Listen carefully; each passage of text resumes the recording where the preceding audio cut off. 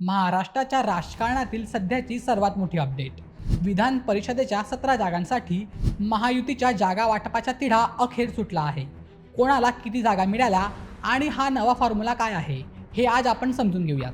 मित्रांनो, स्थानिक स्वराज्य संस्था मतदारसंघांमधून होणाऱ्या विधान परिषदेच्या निवडणुका जाहीर झाल्यापासूनच सर्वांच्या नजरा महायुतीकडे लागल्या होत्या.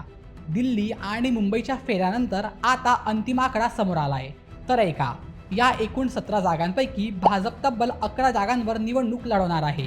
उपमुख्यमंत्री एकनाथ शिंदे यांच्या शिवसेनेच्या वाट्याला 4 जागा आल्या आहेत, तर अजित पवार यांच्या राष्ट्रवादी काँग्रेसला 2 जागा मिळाल्या आहेत.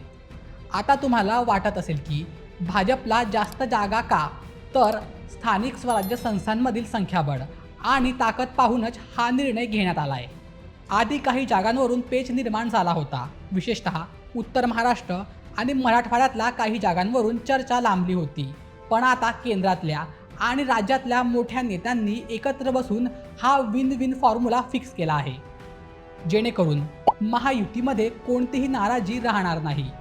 थोडक्यात सांगायचं झालं तर भाजपने मोठा भाऊ म्हणून सर्वाधिक जागा घेतल्या आहेत, तर मित्र पक्षांनाही त्यांच्या ताकदीनुसार वाटा दिला गेला आहे.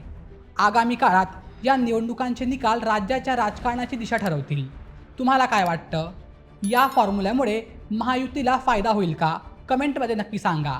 आणि अशा व्हिडिओसाठी आपल्या बोलमेच्या यूट्यूब चॅनलला सबस्क्राईब करायला विसरू नका. धन्यवाद.